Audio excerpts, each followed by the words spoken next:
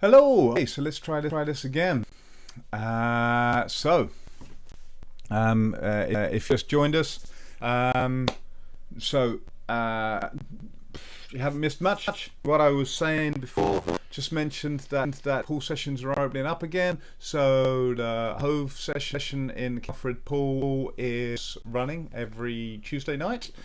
But in September, which is tomorrow, so no, the week after, next week, on the 7th, with Colchester opening up, followed by, on the 7th, Hove, King Alfred, and the 8th, and on the 10th, we've got Kingston and New Malden. Hang on one second, I'm just going to unplug and re-plug my microphone in.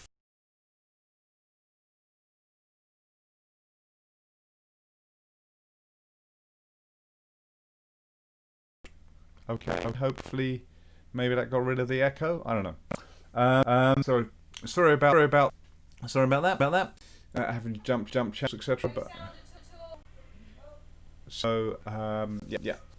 Hopefully you can come along and join us any of the pool sessions. If you've never been to a pool session before, you're welcome to come along. Just fill in the form, and there's a form line because we have to pre-book. With the track and trace, obviously to keep good records of who's along. So there's a form online on to come along if you've never been along. Obviously, if you're a club member, you're welcome to come along. Okay. So still an echo, but it's decidable. Okay. So I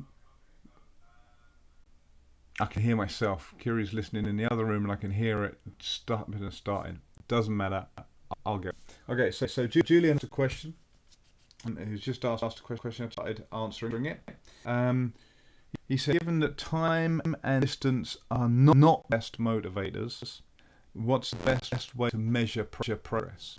And I was saying that's interesting. There's two different things.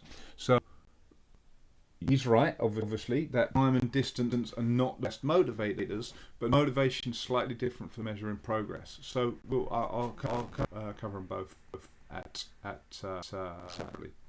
So let us start with this one. Time and distance are not the best motivators, and on a very pure level, if you say, I want to do 30 meters, right? I'm going to do 30 meters. You're work towards that. What happens when you get to 32 meters? You're going to quit? You're going to stop? 50 meters? You're going to stop? No, you're going to carry on. And I was just saying before we changed channel that in freediving, unlike other sports, maybe other sports that are similar, quite noticeable in diving, you can cheat. Okay, so. For instance, an easy one is by a super smooth wetsuit. It's going to help you glide through water, and you're gonna be able to get deeper, easier, quicker. So it's going to make the dive easier. Equally well, you go from a standard training monofin to a glide monofin. Your distance is going to step up. You're not a better diver. You're just going to go further. So with mind, maybe doing, I don't know, you're doing 20 meters. Okay, right. I'm going to put my glide on. I'm going to put a super smooth skin on. I'm going to wear a neck weight. I'm going to kind of push my utilization, and you're going to get 32 meters. But you can't then put a super smooth skin suit on. You can't then buy an even better glide monofin. So you're always going to have to come back to kind of you were before. So having these numbers, unless for a record and unless for something specific, it doesn't make sense to have numbers as where to aim for. Yes, I know the audio is bad. I don't really know what we can do about it, other than reset the whole system, which I kind of reset half of it. We'll carry on. So from that point of view, that's of limiting yourself. or rather not limit yourself. You're pushing yourself for this number, but then when you get there, you're gonna have to drop back to your normal condition, which means you're gonna kind of take a stack, which can be demoralizing. The other thing is, what happens if you're aiming for a time or a distance, and you're really pushing, and you're getting there. Again, you're gonna quit because you don't get that distance time when you want it. It's going to be insanely demoralizing each week trying to swim distance, and best case scenario just coming up short. Worst case scenario having sandbambers or issues trying to push for this time or this distance, and that's just going to destroy any sort of enjoyment you have out of it. Just pushing and pushing. Again, once you make it, what does it matter? You're not going to quit. But more than that, you're not going to want to do that distance again because it was so bloody painful. Following on from that, and I see this a lot, people are trying to get records. They push and tweak and really bully their body into getting this distance. And then they built a nice fat wall. So you see, you have a distance that was really hard to get to, and you think, man, I can't pass that distance. Set yourself a nice fat wall. So much better to use time distance as a stepping stone. As you imagine you're moving past it. When I get, when I get to 32, then I can start thinking about getting a new wetsuit. When I get to 32, I can start thinking about maybe I'm going to have to change a different dive site because 35, the place she goes only 35 meters or something like that. So numbers then become transient. So you're not pushing for this. If you bang in and it's trying to get to 32, and turning early or something like this, then if it's only transient, you can go, well, I'm nearly there, so maybe I still look towards a new location, or but this is rather than a motivator, they're a marker as you're moving through. So the second of Julian's questions, what's the best to measure progress? And it's tough if numbers are involved at all to measure progress in any other way, because as soon as you have the number there, it just crashes all the other information. And so taking the numbers away has to be 100%, because then you can just you can really concentrate on the other piece of information: how smooth it was, how easy it was to dive, how much you enjoy dive. And as soon as you start thinking, man, that was really enjoyable. I did turns for the sake of argument. First turn was beautiful. Third turn was amazing. Second turn was a bit sketchy. You want to dive again, because you can get all three turns good and smooth and on point.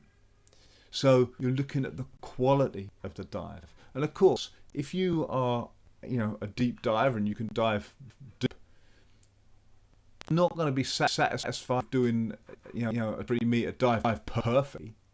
It's still got a challenge, but you're still at the quality of the dive. And of course, if you're doing 2 or 3 meters, there's quite a lot of techniques that you not in that dive. So you still have to do a reasonable dive to get duck dive, the hard kicks, the soft kicks, and maybe even the glide. These are parts of the dive that you want to kind of get good at, but that dive has to be deep enough that you can do them all. Quality of individual parts, and this will to the moment, which is definitely the best motivator. Part of the question, the best marking progress. This is why you have a good coach or a buddy that can watch and tell you, say, man, that dive was beautiful. Or they can say, first and third turns were beautiful, second one's a little bit sketchy. And we've talked about it a lot, that it's a bit sketchy. So I'm going to do that diving with all three turns. Perfect.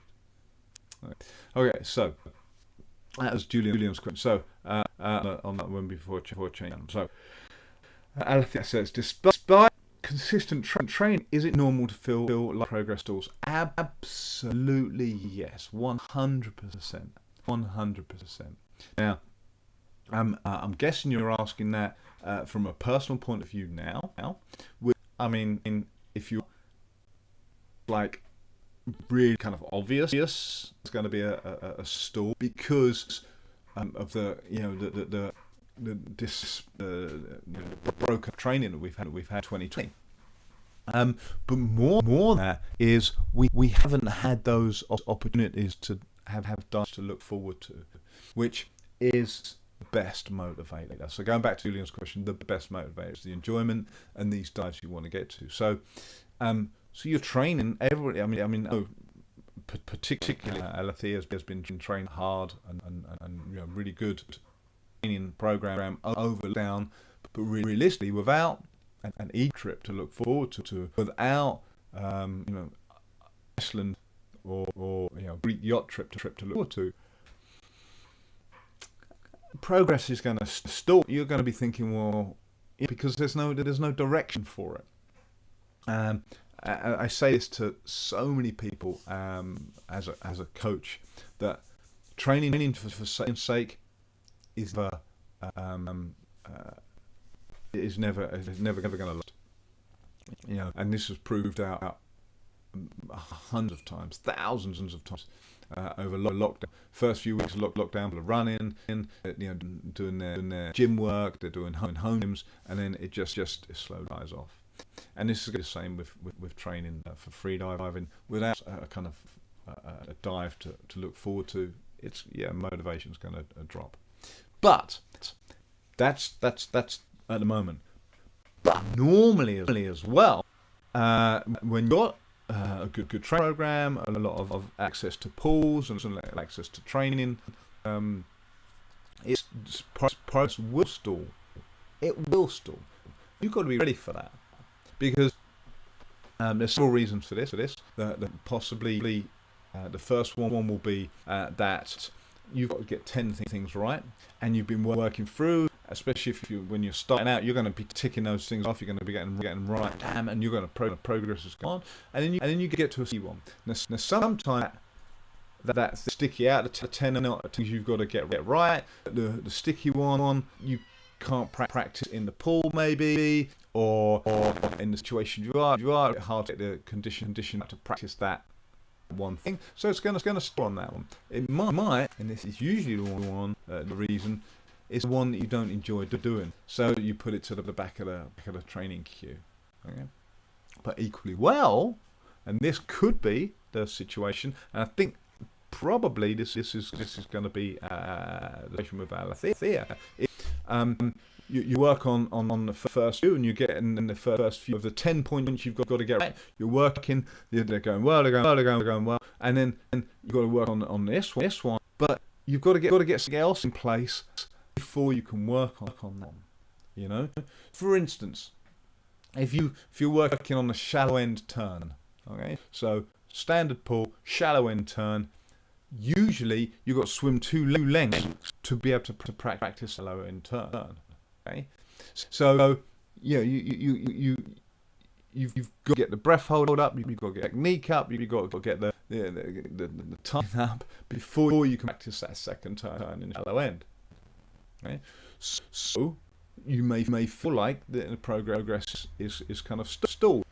So what do? You step back with honesty and look at what you're doing and go, well, what's the stopping point? What's stopping me move on? This was generally to have a one set. On a Zoom session at the moment, or get a coach get a coach session at the pool, and look what is your sticking point, and really drill down on what it is and work on that. In the case I've just said, it would be obvious that you just spend time doing some shallow turns, just starting 5 meters out, do a shallow turn, shallow turn, shallow turn. You nailed it, and then you can put it into the rest of the dive. But you still got to have the breath hold for the fins to get to the shallow turn. So so realistically, absolutely, it feels like progress stalls. It happens with everybody. Happens with every sport. The answer is to step back. You're a cat. Cat's looking for something. The best thing: step back with honesty and have a look at what it is that's stalling you, and kind of work on that one point. And Ted says, but what about keeping the conditions consistent as possible? I presume you mean with regards to the training and motivation and stuff. Yeah, you don't really want to keep the conditions as consistent as possible. As soon as you start really, the idea of competition, the principle of diving competition is that in a set of circumstances, what can you do? What can that guy do? So if it's wavy, if it's cold, it's if there's currents individual to that day, you're challenging or kind of comparing yourself to another person with this rope, with the same tag, same etc. But for training, keeping the conditions the same is very, very limiting. If you practice just swimming up and down a rope, there's lots of which you don't need every dive, but you may need some dives that you're not practicing. So there's traction that you may get perfect conditions on a rope and down, bam, bam, bam, perfect conditions, no distractions, and then one day there's a distraction. You won't know how to cope with it. So you've got to practice. You've got to practice it. So the other thing is, I don't know how to word it. I've been trying to word the word for a few months, but practicing very limited conditions, like a up and down, practice very specific motor skills.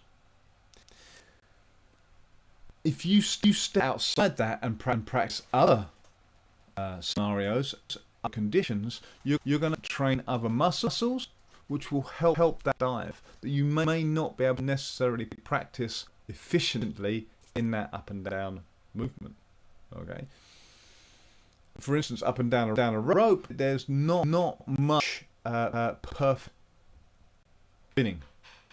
Okay, you have the first section, so you've got power, perfect, French, and then glide. They're the four types of monofin, and on a depth dive, so you're only going to do 4 kicks of perfect stroke. So keeping those conditions the same is going to force you to only do 4 perfect strokes on the way down, 4 on the way up.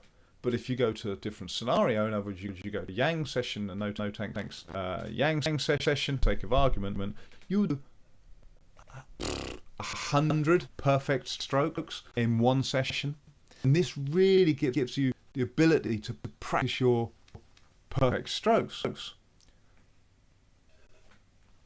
get them nailed. So next time you go on a line, the 4 are going to be insurmountably better because you've just practiced them so much, and that's simply changing the location and changing the kind of the conditions.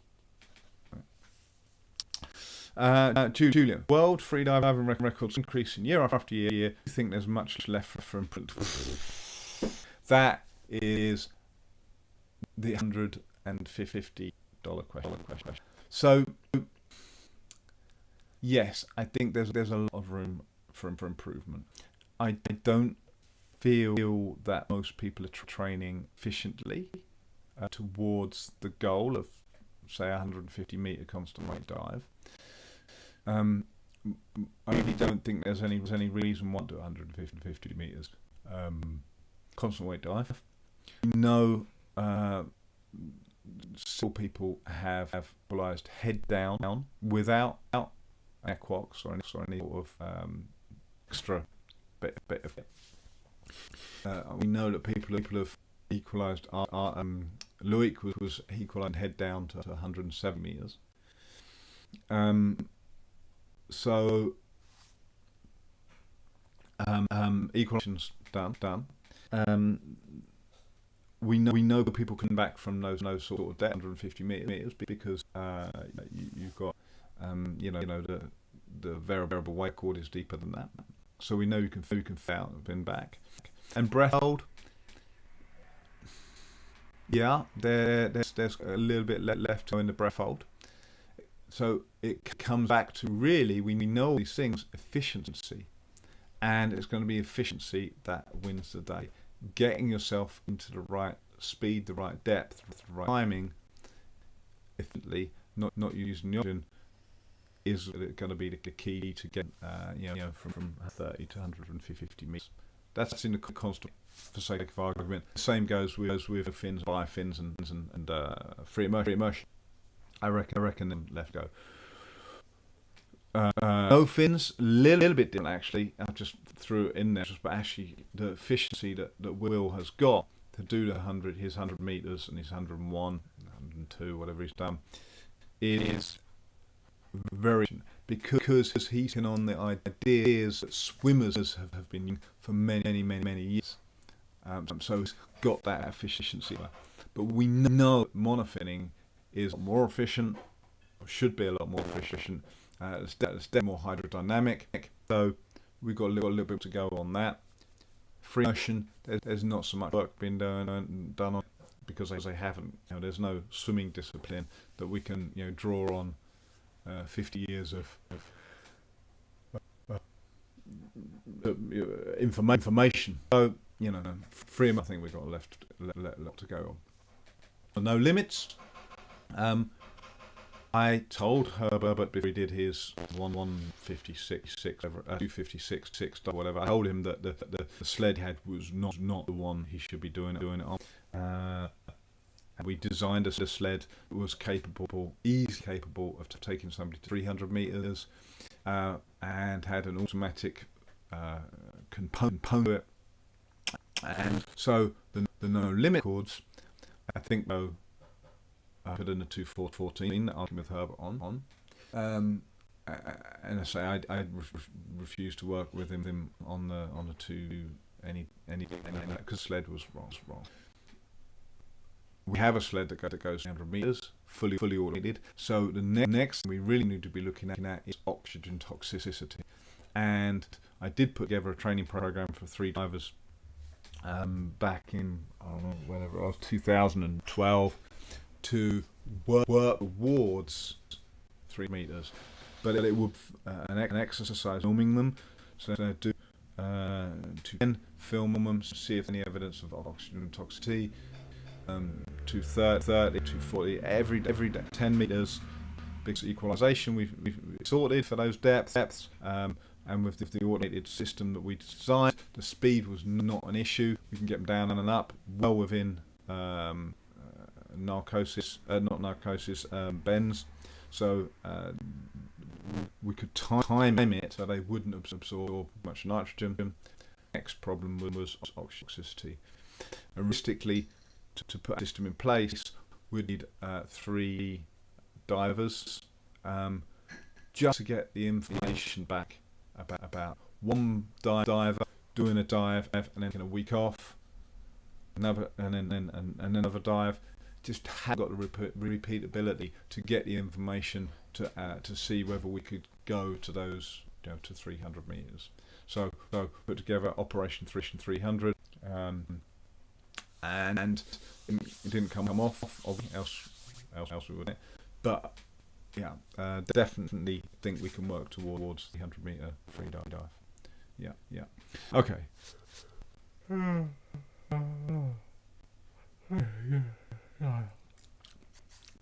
Next question: how to practice hand-free equalizing?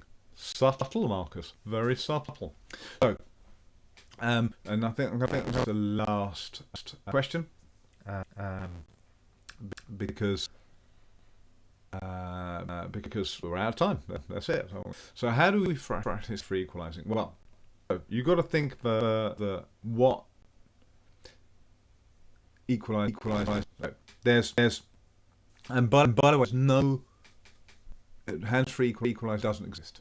It does not exist. Past 9 meters, the hands-free equalizing doesn't exist. And coming from a man, I've got videos of me not using my hands, but wearing a mask and diving to whatever depths I could equalize. It wasn't hands-free equalizing. It's actually using the pressure of the mask to equalize against. Okay, so to allow this to happen, you got to have control of the muscles. So when you're the jaw drops, releasing the muscles, and the muscles and the eustachian tubes, and there's 3 or 5 depending on which book you read. Federico Mana's book about equal lists all the muscles. It doesn't matter to me what they're called, know whether they're opening, but you can click on the yawn, and you can hear them click, and then keeping them open. So once you open eustachian tubes, it's about keeping them open. So exercises to strengthen and keep them open for a longer period of time. So it's control and then strength of the muscles around the eustachian tubes. Once you've got creating the pressure, comes from using the ETT here, and the bomber, which I've covered extensively on the lockdown videos. So the ETT and the bomber, you use them. This was the control side of things that allow you then to create pressure using the mouth. If the eustachian tubes are open and kept open, then you don't need to create pressure. Can you see that? You don't need to create as much pressure to put the air up eustachian tubes. Okay, if the eustachian tubes are open and you have control of them. So, best practice hands-free equalizing is ETT, boiler, getting in the water head down. Okay. So the whole name and number series of training. Started yawning. I can't stop. It's your fault, Alethea, making me yawn. So whole name and number series that we do in the pool is a brilliant way of practicing deep equalization and hands-free equalizing. It's you are on your equalizing trajectory. So maybe next time I come down to Brighton, I'll run a full name and number training session, and we'll go for that with you. Hopefully that answers your question. Keep working on ETT and the bob. So thank you very much for listening, watching. More questions, email me, message me through Facebook, and we'll do all again next week on the 7th. Is that the 7th? Is it next week, the 7th? Holy cow! Yeah, so it is. So hopefully see you in the pool that next week, not this coming week, but next week. See you in the pool, 7th and 10th, three sessions a week. Ciao. Speak to you later. Have a good one.